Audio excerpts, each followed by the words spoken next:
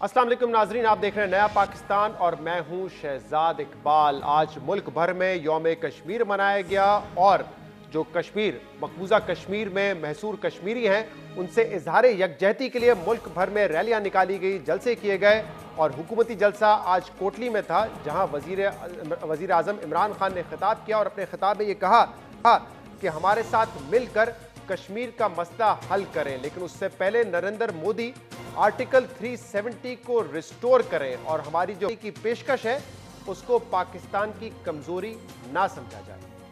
आज मैं फिर से आपको कहता हूं कि कश्मीर का मसला हमारे साथ मिलकर हल करें और उसके लिए सबसे पहले जो आपने 5 अगस्त को यह कदम उठाया था 370 आर्टिकल खत्म करने का, उसको रिस्टोर करें और फिर हमारे से बात करें और यूनाइटेड नेशंस की रेजोल्यूशन के तहत कश्मीरियों को वो हक दें। हम तैयार हैं आपसे फिर से बात करने के लिए, लेकिन इसको कभी ये ना समझें कि हम कोई कमजोरी के आलम में आपसे दोस्ती करना चाहते हैं। मकबूजा कश्मीर में जो कश्मीरियों के साथ जुल्म हो रहा है उसको 19 माह हो चुके हैं, इंसानी हकूक की जो खिलाफ वर्जी हो रही है उसको 19 माह हो चुके हैं। इस हवाले से आज पीडीएम का भी जलसा था मुजफ्फराबाद में, जहां पर मरियम नवाज ने खिताब किया, बिलावल भुट्टो ज़रदारी ने खिताब किया और वहां पर हमने ये देखा कि जो इस वक्त इंसानी हकूक की खिलाफ वर्जियाँ हो रही हैं उस पर बात कम हो रही थी, हुकूमत पर तनकीद ज़्यादा हो रही थी, क्योंकि अपोजिशन समझती है कि इस वक्त जो हिंदुस्तान ने आर्टिकल 370 ख़त्म किया है या जो भी मजालिम कश्मीर में इस वक्त हो रहे हैं उसकी जिम्मेदार मौजूदा हुकूमत है। कल पीडीएम का अहम इजलास था जिसमें बड़े फैसलों की तवक्को ये थी कि शायद ऐलान हो जाएगा कि इस्तीफे कब दिए जाएंगे या अगर हुकूमत का खात्मा एतमाद की तहरीक के जरिए करना है तो वो अदम एतमाद की तहरीक कब लाई जाएगी। लेकिन तकरीबन 5-6 घंटे वो इजलास जारी रहा और इसके बाद इन दोनों इशूज़ पर कोई फैसला नहीं हो सका, लेकिन जो फैसला हुआ है वो लॉन्ग मार्च के हवाले से हुआ है। पीडीएम ने ऐलान किया है कि 26 मार्च को लॉन्ग मार्च होगा और यह फैसला भी किया है कि ऑपोजिशन की तमाम जमातें मिलकर सेनेट के इंतखाबात लड़ेंगी। इस्लामाबाद की तरफ लॉन्ग मार्च का फैसला कर लिया है। 26 मार्च को लॉन्ग मार्च के काफिले इस्लामाबाद की तरफ रवाना होंगे। पीडीएम ने यह फैसला किया है कि सेनेट के इंतखाबात हम मुश्तरका तौर पर लड़ेंगे, यानी कि 26 मार्च को लॉन्ग मार्च तो होगा, लेकिन जो दो अहम फैसले मुतवक्के थे कि क्या हुकूमत का छुटकारा इस्तीफे दे के किया जाएगा या अदम एतमाद की तहरीक के जरिए किया जाएगा, उस पर कोई बात नहीं की गई और कहा कि सेनेट इंतखाबात के बाद उस पर फैसला करेंगे, लॉन्ग मार्च के बाद उस पर बातचीत होगी। लेकिन नून लीग के जराए ये बताते हैं कि जो अदम एतमाद की तहरीक का ऑप्शन था पीपल्स पार्टी की जानिब से उसको मुकम्मल तौर पर मुस्तरद किया गया है और पीपल्स पार्टी से ये कहा है कि अगर सिंध असेंबली से नहीं तो कम से कम नेशनल असेंबली से आप इस्तीफे दें। इस हवाले से आज शेख रशीद ने भी बात की। शेख रशीद ने रावलपिंडी में जलसा किया था। उन्होंने ये कहा है कि अगर ऑपोजिशन लॉन्ग मार्च करना चाहती है तो उसको इनकी इजाज़त होगी, हम रास्ते में रुकावटें नहीं डालेंगे, लेकिन अगर कोई गैर कानूनी हरकत हुई तो वो सलूक किया जाएगा कि तारीख याद रखिए। हमें यूटर्न का दावा ताना देने वालों, तुम तो वाउटर लेते हो, अब ले गए 26 मार्च को। मैं एज ए वजीर दाखिला पूरी कोशिश होगी कि हम आपके रास्ते में कोई रुकावटें ना खड़ी करें, लेकिन अगर आपने कानून को हाथ लिया तो याद रखना आपसे वो सलूक करूंगा कि तारीख याद रखेगी। अगर कानून हाथ में लिया तो वो सलूक होगा जो तारीख याद रखेगी। वजीर आज़म इमरान खान ने भी लॉन्ग मार्च के हवाले से बात की और कहा कि अगर आप लॉन्ग मार्च करना चाहते हैं तो करें, हम उसमें आपकी मदद करेंगे, लेकिन किसी सूरत भी ऑपोजिशन को एनआरओ नहीं मिलेगा। आपने लॉन्ग मार्च करनी है, बेशक लॉन्ग मार्च करें। आपने लॉन्ग मार्च जिधर भी करनी है मैं आपकी मदद करूंगा आप करने के लिए, लेकिन अगर आप उल्टा भी लटक जाए एनआरओ नहीं दूंगा। एक तरफ वजीर आजम कह रहे हैं कि एनआरओ नहीं मिलेगा, लेकिन दूसरी तरफ आज मरियम नवाज ने ये कहा है कि जो इमरान खान के बड़े हैं वो हमसे राब्ता कर रहे हैं और हमसे ये कह रहे हैं कि जो ओपन बैलेट का बिल है उसमें हुकूमत की सपोर्ट की जाए। लेकिन मियां मोहम्मद नवाज शरीफ ने यह वाजे कर दिया है कि अगर हमारी सीटें जाती हैं तो, लेकिन ओपन बैलेट को नहीं सपोर्ट किया जाएगा। आजकल हमारी जमात को फोन आते हैं, इमरान खान के बड़ों की तरफ से फोन आते हैं और हमें कहा जाता है आपकी बड़ी मेहरबानी, जो सेनेट में लेजिस्लेशन होनी है शो ऑफ हैंड्स के जरिए या ओपन बैलेटिंग के लिए, उसमें इमरान खान का साथ दे दो, आपको अल्लाह का वास्ता है। आपके बहादुर लीडर ने ये जवाब दिया, हमारी सेनेट की सीटें जाती हैं तो जाएं, इस जाली हुकूमत के साथ बैठ के हमने कोई काम नहीं करना। जाली हुकूमत के साथ बैठकर काम नहीं करना है। इस सारी सूरत हाल पर हम मजीद बात करेंगे, जिसके लिए हमें ज्वाइन किया है PMLN के सीनियर रहनुमा मियां जावेद लतीफ साहब ने। मियां साहब, बहुत बहुत शुक्रिया, आपने हमें ज्वाइन किया। कल इजलास 5-6 घंटे जारी रहा और इसके बाद फैसला ये हुआ है कि 26 तारीख को लॉन्ग मार्च होगा। क्या वजह है जो 2 अहम नुकात थे उस पर कोई फैसला नहीं हो सका? क्या आप लोग पीपल्स पार्टी को इस्तीफे पर राजी नहीं कर सके, और क्या पीपल्स पार्टी आपको अदम एतमाद तहरीक पर राजी नहीं कर सकी, इसलिए बात आगे नहीं बढ़ी है? नहीं शहजाद इकबाल, आपका बहुत शुक्रिया, मगर मैं आपकी खिदमत में ये गुजारिश करना चाहता हूँ कि 2 शनाख्त बनी हैं आज। एक शनाख्त है नवाज़ शरीफ की तामीरात के हवाले से, और एक आज के जिस तरह भी मुसल्लत किए गए प्राइम मिनिस्टर की शनाख्त है तखरीब कारी के हवाले से। आप ये देखें कि आज जिस दिन यकजहती की ज़रूरत थी कौम को, एक पैगाम देना था, जो अभी आप उसका क्लिप सुनवा रहे थे कि हमें हमारी दावत को कमज़ोरी ना समझा जाए।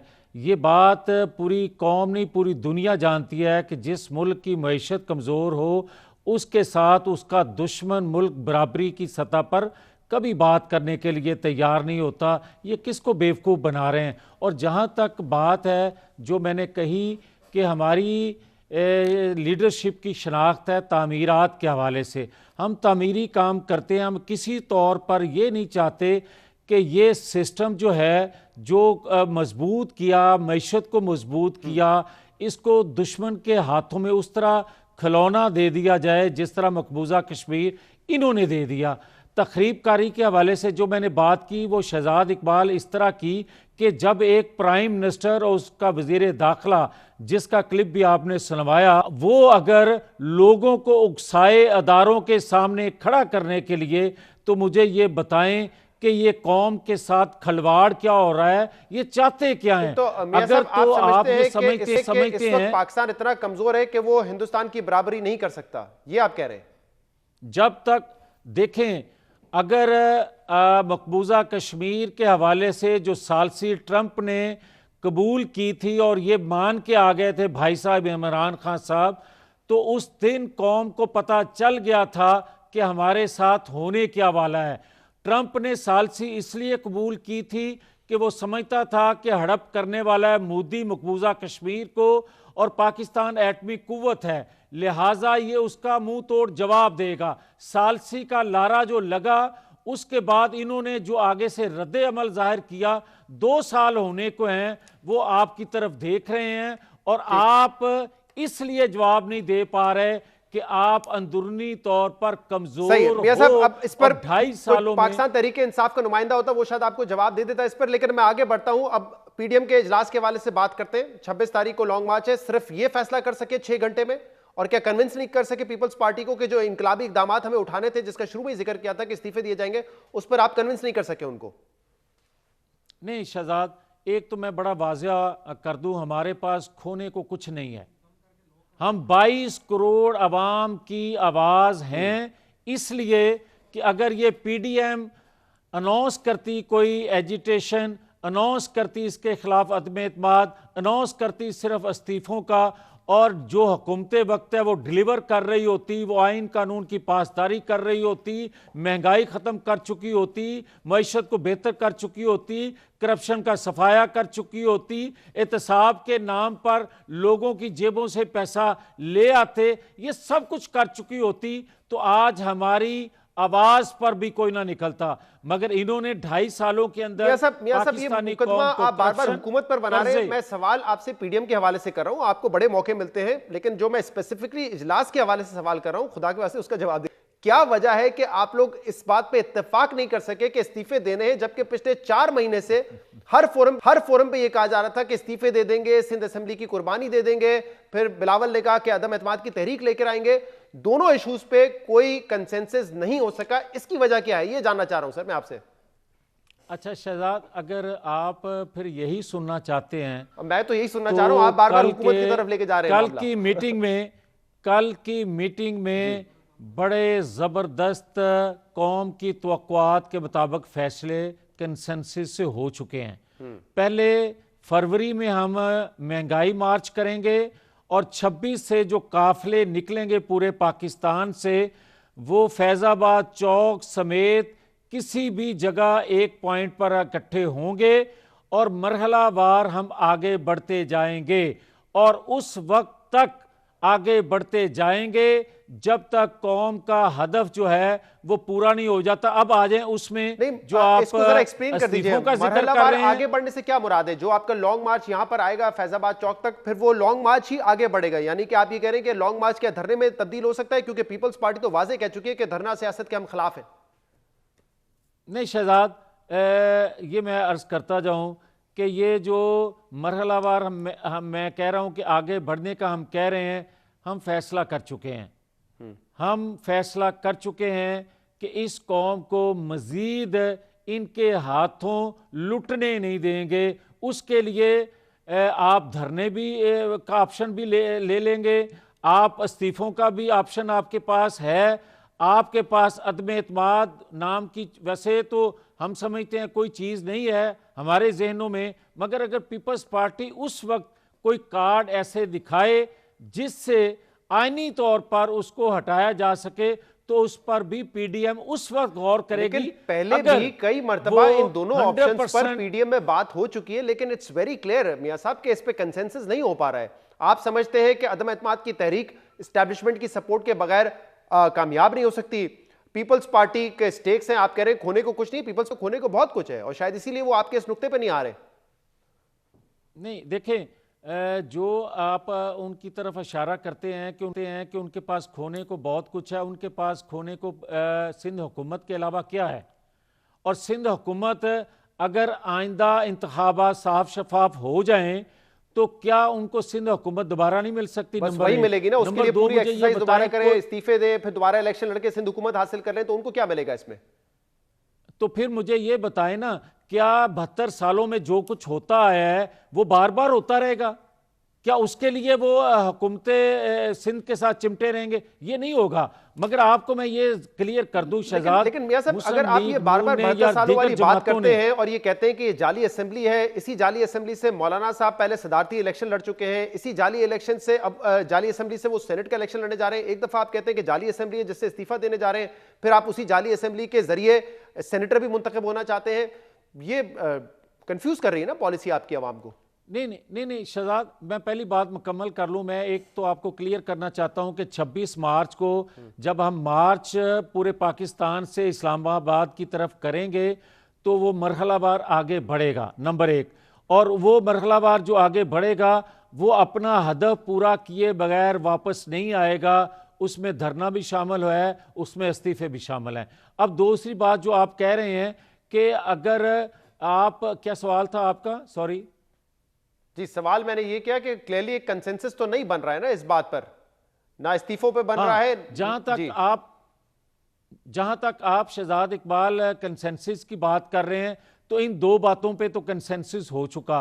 एक बात पे जो कंसेंसस नहीं है वो ये है अदम एतमाद के हवाले से।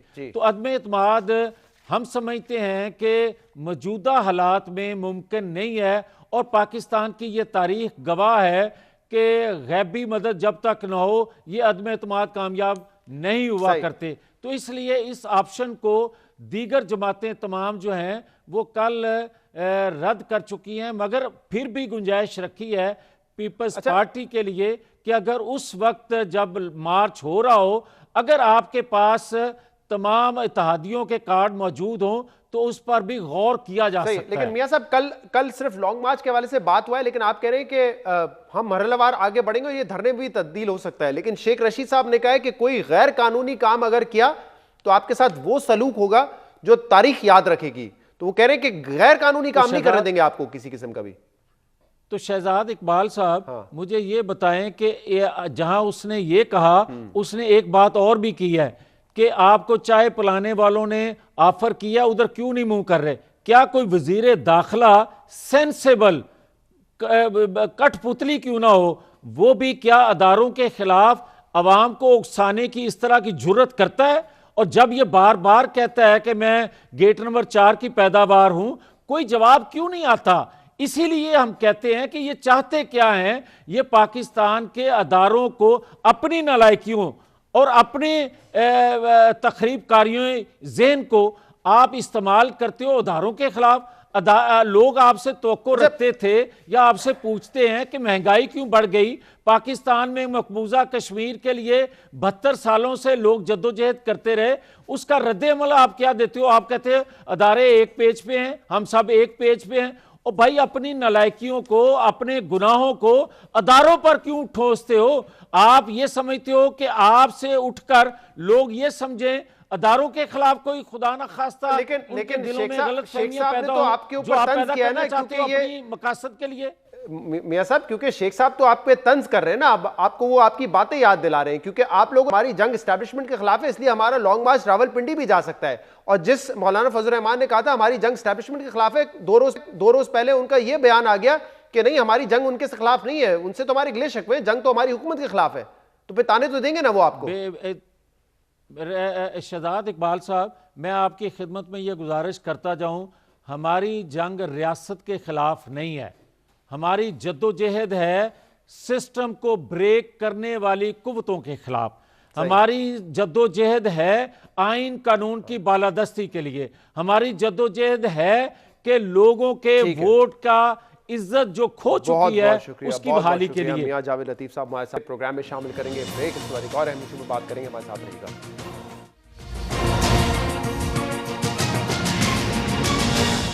भारत में इज़हार राय की आज़ादी का मुसलसल गला घोटा जा रहा है और इख्तिलाफ करने वाली आवाज़ों को बाकायदा मुहिम के तहत दबा दिया जाता है। भारत के मुख्तलिफ शहरों में पिछले 2 महीनों से किसानों का हुकूमत के खिलाफ एहतजाज जारी है। भारत के किसान इंतहाई सर्द मौसम में 24 नवंबर से सड़कों पर हैं और अब तक कम से कम 60 भारतीय किसान इस दौरान अपनी जान से हाथ धो बैठे हैं। दारुल हुकूमत नई दिल्ली में जिस मकाम पर किसानों ने धरना दिया हुआ है, इसके एतराफ सड़कें बंद हो गई हैं, खाने पीने की अशिया पहुंचने में दुश्वारी है और कई दिनों से इंटरनेट सर्विस भी वहां पर बंद है। मगर इसके बावजूद, इस रियासती जबर के बावजूद, भारत के बड़े बड़े अदाकार और क्रिकेट स्टार्स मुकम्मल तौर पर खामोश हैं। इन अदाकारों और खिलाड़ियों का भारतीय समाज में बहुत अहम मकाम है। समाजी मसाइल से मुतालिक इनकी राय और इनकी आवाज़ की बहुत अहमियत समझी जाती है। लेकिन किसानों की हलाकतों के बावजूद कई बॉलीवुड स्टार्स और क्रिकेटर्स ने एक मजम्मती बयान तक जारी नहीं किया है। मगर जब से आलमी शोहरत याफ्ता गुलकारा रियाना ने किसानों के एहतजाज पर एक ट्वीट किया है, उसके बाद से चाहे सचिन तेंदुलकर हो, अजय देवगन हो या अक्षय कुमार, इन तमाम स्टार्स के ट्विटर अकाउंट्स अचानक से एक्टिव हो गए हैं। और दिलचस्प बात यह है कि इन स्टार्स ने अपनी ट्वीट्स में अपने ज़मीर की आवाज़ के बजाय रियासती प्रोपेगेंडे और बयानिए को आगे बढ़ाने की कोशिश की है। और ऐसा लगता है कि इन तमाम स्टार्स और लेजेंडरी क्रिकेटर्स की ट्वीट्स एक मुहिम का हिस्सा है, क्योंकि इन स्टार्स ने अपनी ट्वीट्स में बिल्कुल वही हैशटैग इस्तेमाल किया है जो भारतीय वज़ारत ख़ारजा के अकाउंट से सबसे पहले ट्वीट किए गए थे। यानी कि जो भारतीय वज़ारत ख़ारजा ने सबसे पहले ट्वीट किया, जो हैशटैग उन्होंने ट्वीट किया, यानी कि इंडिया टुगेदर और इंडिया अगेंस्ट प्रोपेगेंडा, ये हैशटैग पहले उन्होंने इस्तेमाल किए। इसके चंद घंटों के अंदर अंदर दर्जनों अदाकारों और खिलाड़ियों के अकाउंट से भी इन्हीं हैशटैग्स का इस्तेमाल शुरू हो गया। सबसे ज्यादा ताज्जुब की बात यह है कि चाहे विराट कोहली हो, सुरेश रैना हो, अक्षय कुमार हो या इन जैसे दीगर स्टार्स, सब ने अपनी ट्वीट्स में एक जैसी जबान और बिल्कुल एक जैसे लफ्जों का चुनाव किया है। सब ने अंग्रेजी के लफ्ज एमिकेबल सॉल्यूशन का इस्तेमाल किया है, जिससे यह वाज़ेह होता है कि ये एक बाकायदा हुकूमती प्रोपेगेंडा मुहिम का हिस्सा है जो कि ये स्टार्स आगे बढ़ाने में मसरूफ है। 3 रोज पहले अमरीकी पॉप स्टार रियाना ने भारतीय किसानों के एहतजाज से मुतल्लिक ट्वीट किया था कि हम इस एहतजाज के बारे में बात क्यों नहीं कर रहे। रियाना के इस ट्वीट के बाद पूरी दुनिया से किसानों के एहतजाज के हक में आवाजें उठने लगी। International climate activist Greta Thunberg ने भी किसानों से इजहार यकजहती का ट्वीट किया। अमेरिकी नायब सदर कमला हैरिस की भांजी मीना हैरिस ने भी किसानों के हक में आवाज उठाई। भारतीय किसानों से होने वाली ज्यादतियों पर आलमी आवाजें उठने के बाद होना तो यह चाहिए था कि भारतीय हुकूमत अपने फैसलों पर नजरसानी की कोशिश करती। नरेंद्र मोदी अपनी अना की कुर्बानी देते और किसानों से आड़े हाथों निपटने के बजाय उनकी बात सुनते, मगर जो हो रहा है वो इसके बिल्कुल बरक्स है। भारत में इन आलमी शोहरत याफ्ता शख्सियात के खिलाफ बाकायदा मुहिम शुरू हो चुकी है। इनके खिलाफ मुख्तलिफ शहरों में मुजाहरे किए जा रहे हैं। ग्रेटा थनबर्ग के खिलाफ नई दिल्ली में पर्चा कट चुका है और रियाना और थनबर्ग की ट्वीट्स को आलमी साजिश का हिस्सा करार दिया जा रहा है और किसानों को इस साजिश से जोड़ने की कोशिश की जा रही है। रियाना और थनबर्ग समेत दीगर गैर मुल्की शख्सियात के खिलाफ भारत में मुहिम जारी है। इनके पुतले जलाए जा रहे हैं, जबकि वो लोग जो मुल्क में रहते हुए मोदी की पॉलिसीज पर सवाल उठा रहे हैं, उन्हें या तो गद्दार करार दिया जा रहा है या हुब्बुल वतनी पे सवाल उठाए जा रहे हैं। भारत जो खुद को एक सेकुलर मुल्क करार देता है, दुनिया की सबसे बड़ी जमहूरियत है, वहां इंतहा पसंदी इंतहा को पहुंचती जा रही है और इसी इंतहा पसंदाना सोच की वजह से अब वो लोग भी बिल्कुल खामोश हैं जो माजी में अदम बर्दाश्त पर आवाज उठाते रहते थे। शाहरुख खान हो या आमिर खान, नसीरुद्दीन शाह जैसे दीगर अदाकार, दीगर शख्सियात, ये सब इस वक्त खामोश हैं। इनकी तरफ से किसानों के हक में कोई बयान नहीं आया है और ना ही मोदी की पॉलिसीज के खिलाफ कुछ बोल रहे हैं। शायद इसकी वजह यह है कि इन्हें मालूम चल चुका है कि अगर उन्होंने दोबारा अपने ज़मीर की आवाज़ बुलंद की तो उन्हें फिर उसी किस्म की धमकियां, गालियां और दबाव का सामना करना पड़ेगा जिसका सामना उन्हें पहले करना पड़ा है। जबकि सबसे ज़्यादा हैरत और अफसोस की बात यह है कि 1 अरब से ज़्यादा आबादी वाला मुल्क इंतहा पसंदी के दलदल में धंस रहा है, मगर इस मुल्क की अदालतें खामोश तमाशाई बनी हुई हैं। जो इदारा रियासत के तमाम इदारों और अफराद पर चेक रखता है, लेकिन ये इदारा इस पूरी सूरत हाल में सिर्फ खामोशी नहीं है, बल्कि भारत की ये अदालतें तशवीशनाक तौर पे मोदी के लिए आलाकार के तौर पे इस्तेमाल हो रही हैं। प्रोग्राम में शामिल करेंगे एक ब्रेक, उसके बाद मजीद बात करेंगे। हमारे साथ रहिएगा।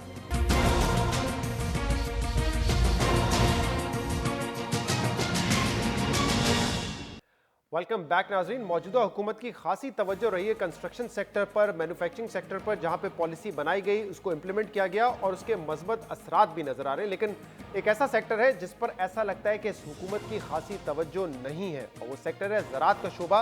और नंबर्स भी यही रिफ्लेक्ट कर रहे हैं कि हमारी पैदावार, जो अहम अजनास है, उसमें हमारी पैदावार हर साल कम होती जा रही है। कुछ आदादो शुमार आपके सामने रखते हैं और आपको दिखाते हैं कि कपास हो, गंदम हो या शुगर केन हो, उसमें हमारी जो पैदावार है वो मुसलसल हर साल कम होती जा रही है, जबकि हमारे पड़ोसी ममालिक पैदावार बढ़ा रहे हैं। और पाकिस्तान को भी इस हवाले से सोचना ज़रूरी है, क्योंकि हर साल हमारी आबादी बढ़ रही है लेकिन हमारी जो प्रोडक्शन है वो कम होती जा रही है। सबसे पहले बात करते हैं कपास की।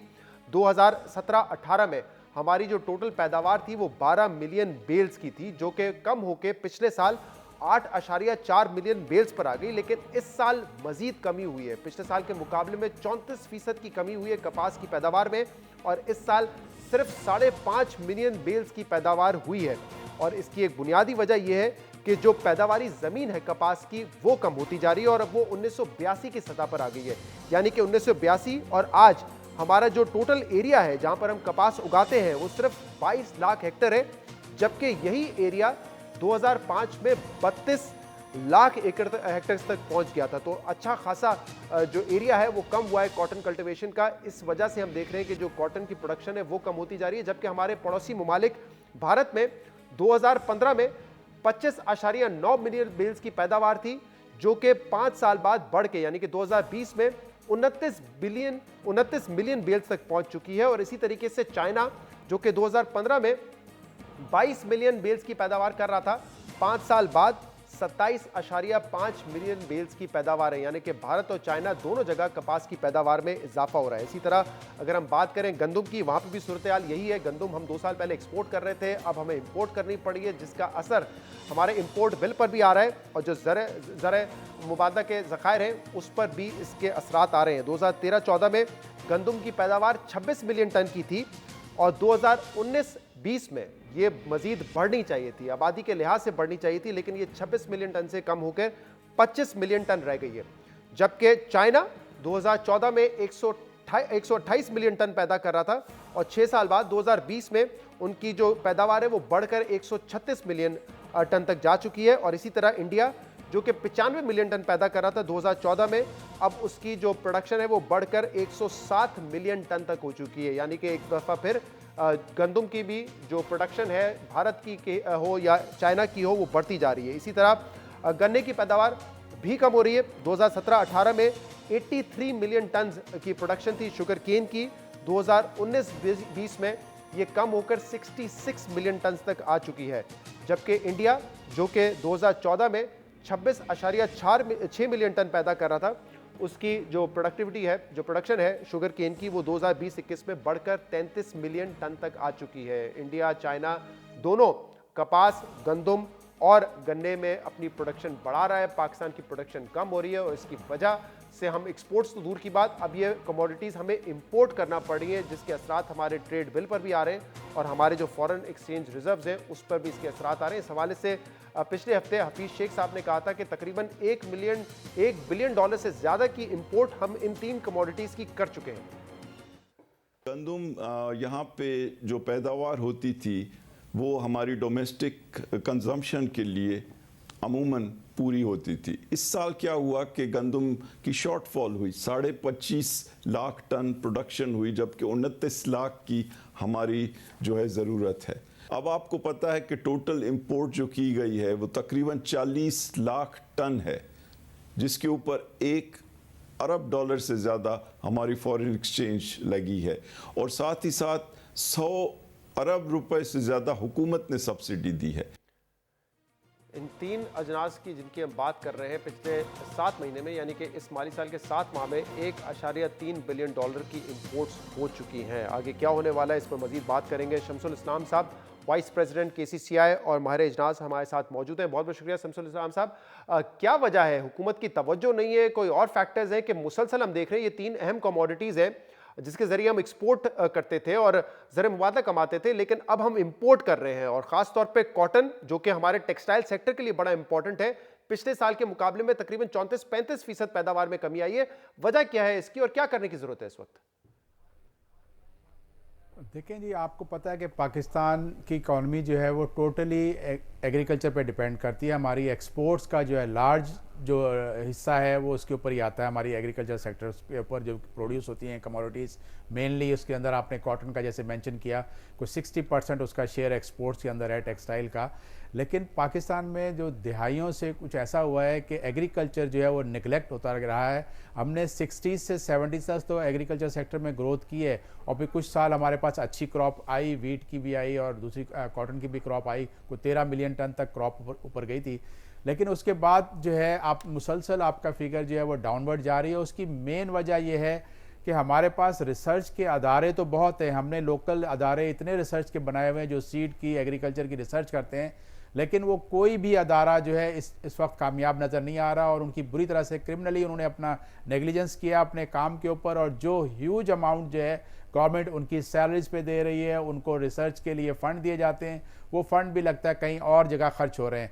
मैं आपको मिसाल देता हूँ कि आपका जो वीट का जो है अब दुनिया में 100 से ऊपर पर टन के ऊपर जो है वो न्यूजीलैंड ने इसके पर एकड़ यील्ड हासिल की है, जबकि पाकिस्तान में सबसे ज़्यादा जो सिंध में आती है वो पर एकड़ जो है वो 27 मन के हिसाब आ रही है, कोई अराउंड 1 टन से थोड़ा सा ज़्यादा है। तो ये एक हमारा हाल है कि हमने उसके ऊपर काम ही नहीं किया रिसर्च का, और उसके बाद जब रिसर्च के अदारों ने फेलियर अपना देखा तो उन्होंने अपनी ये चीज़ें एक तरह से आउटसोर्स कर दी सीड कंपनीज़ को। और पाकिस्तान में कई अरसे दिहाइयों से जो हम देख रहे हैं कि मुख्तलिफ़ किस्म के सीड्स इंपोर्ट करे जा रहे हैं।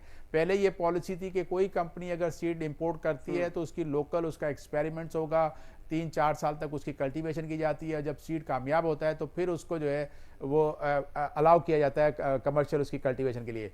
लेकिन अभी जो है ये हो रहा है कि कमर्शियल इंपोर्टर्स भी सीड इंपोर्ट कर रहे हैं और सीड कंपनीज भी सीड इंपोर्ट करके ला रही हैं, और जबकि पाकिस्तान का जो मौसम है वो तब्दील होता जा रहा है। तो हमें तो बेहतरीन जो तरीका होता है दुनिया में जो भी मुल्क अपनी एग्रीकल्चर को तहफ़्फ़ुज़ देते हैं या उसको प्रमोट करते हैं, उनकी कोशिश होती है कि इंडिजिनस सीड डेवलप हो, मौसम के हिसाब से सीड बने। लेकिन यहाँ कमर्शियल जो रोल वो ज़्यादा आ गया है, वेस्टेड इंटरेस्ट ज़्यादा हो गया है, और कमर्शियल इंपोर्ट तो सीड की अलाउ ही नहीं होनी चाहिए, क्योंकि जो कमर्शियल इंपोर्ट करते हैं उसकी जर्मिनेशन का कुछ पता नहीं होता। आपको 90% जर्मिनेशन ज़रूरी होनी चाहिए, जबकि आपके पास जो है अराउंड 60% जर्मिनेशन के भी सीड आ जाते हैं। कोई चेक नहीं है, जहाँ इंपोर्ट्स अगर आपकी आती हैं तो उसकी कोई क्वालिटी चेक नहीं होती, और वो मार्केट में डायरेक्ट ग्रोअर के पास चली जाता है सीड। और उसके रिजल्ट में हमने कई दफ़ा देखा कि राइस की क्रॉप भी है, उसके अंदर भी लोगों को नुकसान उठाना पड़ा कि लेस जर्मिनेशन की वजह से वो आ गया, और हुकूमत ने इसके ऊपर कोई तवज्जो नहीं दी। अभी भी जो है एक और बड़ा इशू है जिसके ऊपर फ़ौरन एक्शन लेना चाहिए कि हम नया पाकिस्तान हाउसिंग प्रोजेक्ट को तो लेके चल रहे हैं, लेकिन जो रैपिड जो है वहाँ पे अर्बनाइजेशन हो रही है रूरल एरियाज़ में, जहाँ पे कॉलोनियाँ बन रही हैं। मैं आपको मिसाल देता हूँ, लाहौर से अगर आप पहला जो आता है एरिया वो मुरीद के कहलाता है, वहाँ से स्टार्ट होता है और नारोवाल तक हज़ारों एकड़ जो है वो बिल्डर माफियाज ने अपनी ज़मीनें ले ली हैं, और उसको जो है जो एग्रीकल्चर फर्टाइल लैंड है जहाँ पर बहुत अच्छी किस्म का बासमती चावल होता है वो अब कॉलोनियों में कन्वर्ट हो रहा है। और ग्रोअर्स के साथ ये प्रॉब्लम आ गई है कि वो अब जो है अपना इतना पढ़कर यील्ड नहीं ले पा रहे, क्योंकि एक तो उनको सीड अच्छा नहीं मिलता। हमारा ज़्यादातर गवर्नमेंट की कोशिश होती है कि फर्टिलाइज़र पे उनको सब्सिडी मिले, वो सब्सिडी भी उन तक नहीं पहुंचती, क्योंकि जो डीलर्स हैं, जो डिस्ट्रीब्यूटर्स हैं, लेकिन शम्स साहब सीड के अलावा जैसे आप बात करें और इश्यूज भी है, और खासतौर पे कपास में हमने देखा है जो जमीन थी जिसपे कपास उगाई जाती थी, वही पिछले अगर हम देखें 14-15 सालों में तकरीबन 10 लाख हेक्टर पे जो है कम हुई है। तो इसका मतलब या तो हम उसमें कॉलोनीज बना रहे हैं जैसे आप कह रहे हैं, या फिर हम शायद शुगर केन की प्रोडक्शन की तरफ ज्यादा लग गए। जी बिल्कुल, जो कॉटन ग्रोइंग का जो प्राइम एरिया था वहाँ पर शुगर मिल्स लगाई गई, और उसके बाद फिर वहाँ पे शुगर केन की प्रोडक्शन स्टार्ट हो गई। और ग्रोअर के साथ जो एक प्रॉब्लम आई है वो ये है कि वहाँ पर उसको जो है वर्कर नहीं मिलता, जो फार्म लेबर है वो वहाँ पर शॉर्ट होती जा रही है, क्योंकि आपको देखा कई दिहाइयों से ऐसा हो रहा है कि हमारा लोग जो है बाहर जा रहे हैं, या बॉर्डर क्रॉस करके स्मगल हो जाते हैं, या फिर अपना उनका ट्रेंड होता है कि बाहर चले जाएं। तो पाकिस्तान की जो एग्रीकल्चर थी उस वक्त तक तो तरक्की कर रही थी जब तक वहाँ का जो फार्मर था अपनी ज़मीन पे रहता था।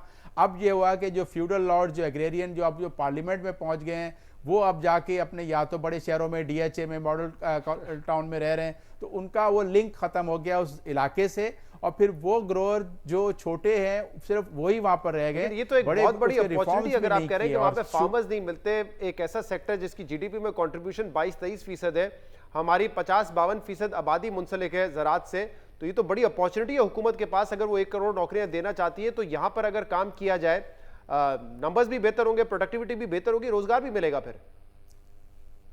बिल्कुल, देखें जी, ये फार्म का सेक्टर ये है जो एग्रीकल्चर सेक्टर है जो आपको सबसे ज़्यादा जो है एम्प्लॉयमेंट देता है लोगों को, और आपकी जो अनस्किल्ड और जो अनएजुकेटेड लोग होते हैं वो ज़्यादातर इसी सेक्टर से लिंक है। लेकिन हुकूमत ने इसके ऊपर तवज्जो दी नहीं। इनको चाहिए था कि जब आए थे तो फ़ौरन पहला जो प्रायोरिटी होती थी वो इनकी एग्रीकल्चर पे होनी चाहिए थी, उसको नहीं किया और आगे दूसरी उसमें चले गए। हमने लिप सर्विसिंग बहुत देखी है, सब आते हैं उसमें प्लान अनाउंस करते हैं, सब्सिडी का देते हैं, हुकूमत ही नहीं है। और नंबर्स भी यही बता रहे हैं कि हमारी जो पैदावार है, चाहे वो कपास की हो, गंदम की हो या गन्ने की हो, उसमें मुसलसल कमी आती जा रही है, जबकि हमारे पड़ोसी ममालिक अपनी पैदावार बढ़ाते जा रहे हैं। ये इस पर यकीनन तवज्जो देने की जरूरत है। एक ब्रेक लेंगे और उसके बाद मजीद बात करेंगे। हमारे साथ रहेंगे।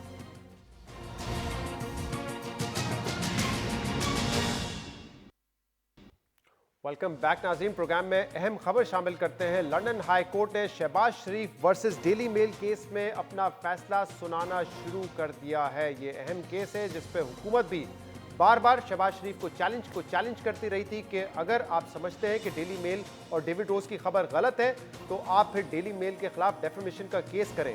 14 जुलाई 2019 को डेविड रोज ने डेली मेल में यह खबर शाया की थी जिसमें उन्होंने शहबाज शरीफ और उनके खानदान पर करप्शन का इल्ज़ाम लगाया था। खबर में यह दावा किया गया था कि शहबाज शरीफ बरतानवी हुकूमत से आने वाली इमदाद और हुकूमती मनसूबों में मुबैना तौर पर किकबैक्स और कमीशन लेते रहे हैं।